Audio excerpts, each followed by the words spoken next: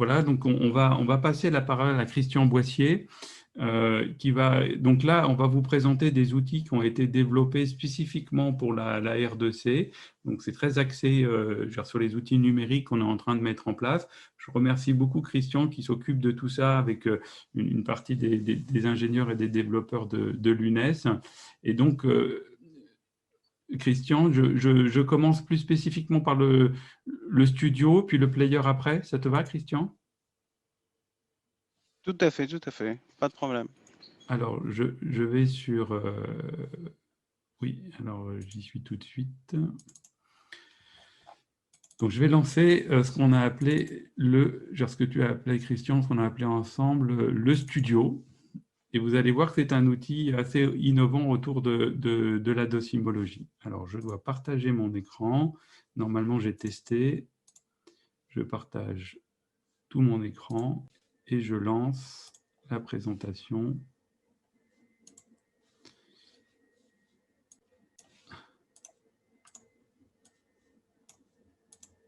Faisant alors automatiquement dès que vous vous connectez à cette plateforme. Pour cela, vous allez emprunter le même chemin que celui que vous suivez lorsque vous voulez aller sur CIDES-NG. Vous allez utiliser vos identifiants universitaires. Vous allez arriver sur le tableau de bord général de cette application. Plusieurs rubriques apparaissent à l'écran. Création d'éléments d'épreuve qui va vous permettre de rédiger vos dossiers cliniques progressifs, vos TCS ou les nouveaux types d'évaluation, QCM à contexte riche, KFP et mini dossiers cliniques progressifs. Vous aurez également accès à la gestion des éléments d'épreuve, ce qui va vous permettre de retrouver les éléments d'épreuve que vous avez créés pour les modifier, les dupliquer ou les supprimer. Le menu Gestion des évaluations va vous permettre de créer et de générer des examens ou des auto-évaluations ou encore des tests d'entraînement. Avec cet outil, vous pourrez également créer une station d'Écosse et vous serez ainsi guidé dans la rédaction du scénario. Le bouton Paramètres va vous permettre de configurer cette application selon votre discipline, votre institution et votre collège. Nous allons voir ensemble le principe général d'utilisation de cette application à partir de la description de certains de ces onglets. En premier lieu, intéressons-nous à la configuration relevant du paramétrage personnel qui vous permettra ensuite de travailler plus rapidement. Les paramètres ont été répartis un peu artificiellement dans plusieurs rubriques. Nous avons regroupé tout d'abord les informations concernant les enseignants avec lesquels vous allez travailler le plus souvent, mais aussi les types d'évaluation pour lesquels vous serez sollicité, ainsi que les formations et les différents types d'Écosse que vous serez amené à construire. En l'absence de personnalisation sur cette plage, ici figureraient tous les enseignants de votre faculté. Vous allez pouvoir cibler ceux avec lesquels vous travaillez. Vous pourrez également faire figurer les enseignants de votre collège ou là aussi ceux avec qui vous allez travailler tout en gardant toujours la possibilité de rajouter de nouveaux collègues.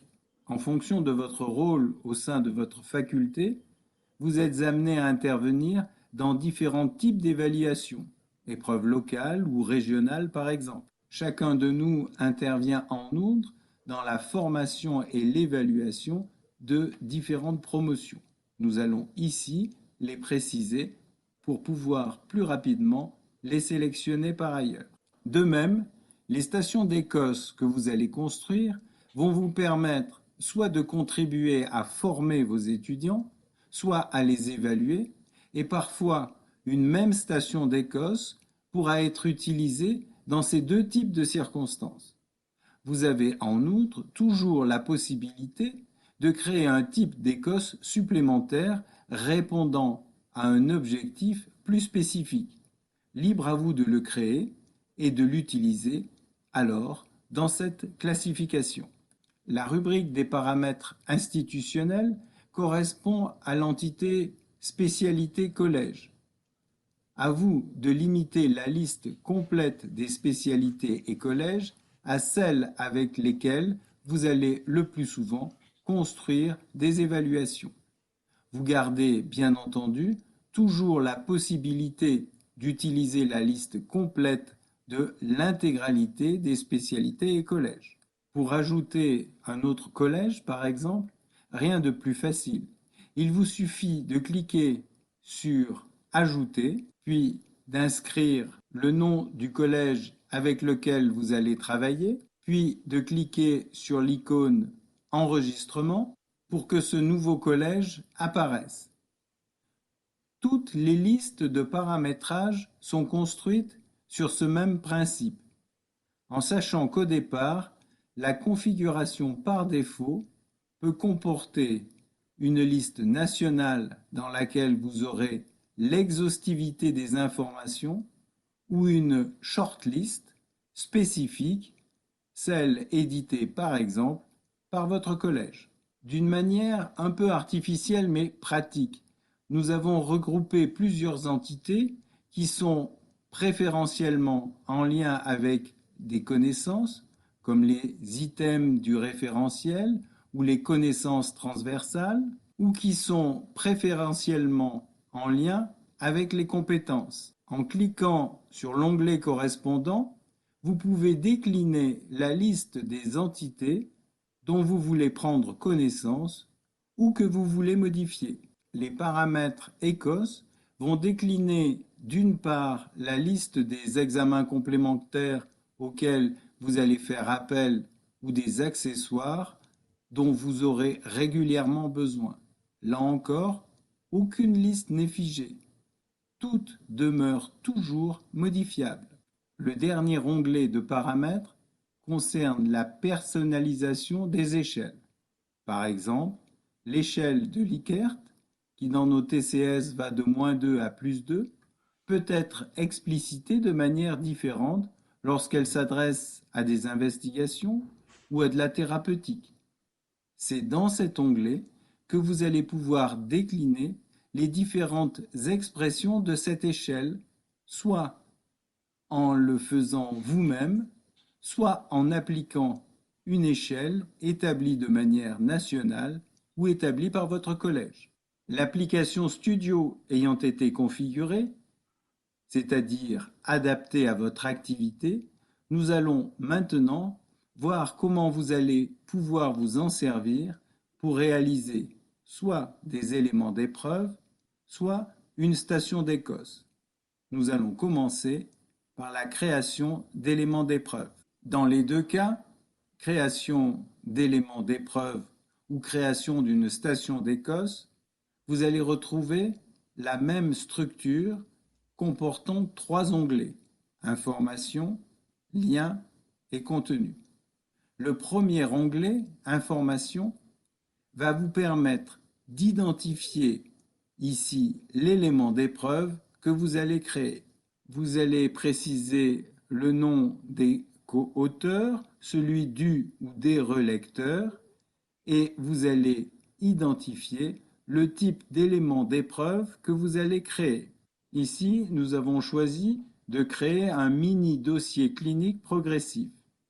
Ces informations ayant été saisies, l'identifiant de l'élément d'épreuve apparaît automatiquement. Il ne vous reste plus qu'à donner un titre et à modifier les consignes par défaut si vous voulez changer certains éléments, comme par exemple la façon de numéroter les questions.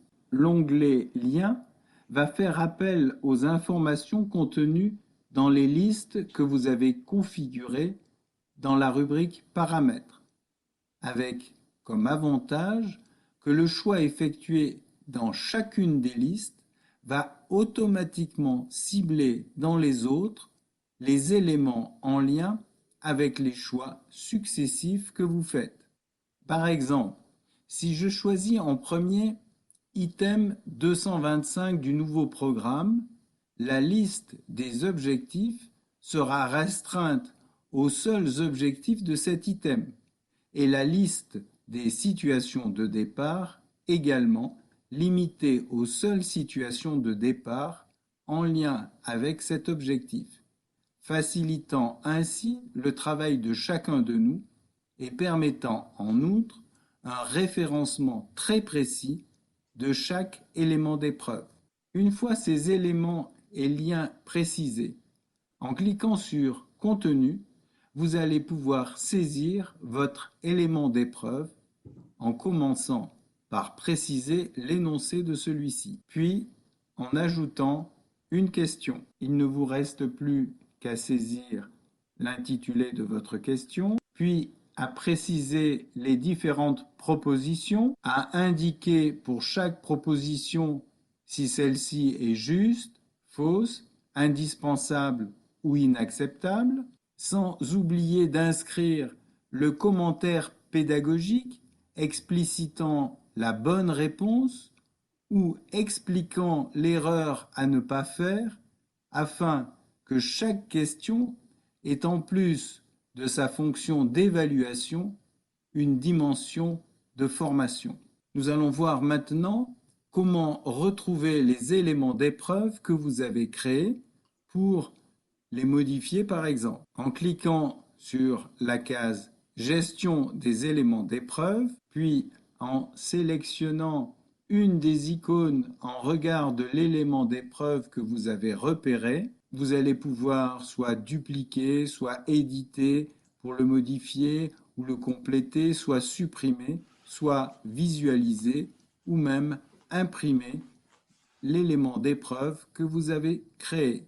À partir du tableau général, vous allez aussi pouvoir créer une station d'Écosse et vous allez voir que cela suit le même cheminement que celui que vous aviez suivi pour la création d'un élément d'épreuve. Cliquez donc sur Création d'une station d'Écosse. Vous retrouvez, comme tout à l'heure, l'onglet Informations. Vous allez le renseigner de la même manière que tout à l'heure. Puis, dans l'onglet Liens, vous allez sélectionner les entités qui vont définir le cadre de votre station d'Écosse, avec les éventuels liens existants entre ces différentes entités, comme c'était le cas pour les éléments d'épreuve, quel que soit le choix de départ. Celui-ci va entraîner l'affichage des seuls éléments pouvant être en lien avec le choix que vous avez fait en premier. L'onglet Contenu, qui existait pour la création des éléments d'épreuve, a été découpé ici en plusieurs parties pour vous aider à construire votre station d'Écosse. Dans Synopsis, vous allez détailler le scénario de votre station. Dans Grille d'évaluation, vous préciserez la liste exhaustive des éléments exigés. La fiche patient vous permettra de décrire dans le détail les consignes concernant le rôle du patient standardisé. L'onglet Aperçu vous permettra de relire les différents documents que va générer automatiquement la saisie des informations. Ainsi, dans Synopsis, vous préciserez les informations que doit posséder l'évaluateur, la mission qui est confiée à l'étudiant, c'est-à-dire quel est son rôle, quel est le contexte dans lequel il joue son rôle et quel est son objectif.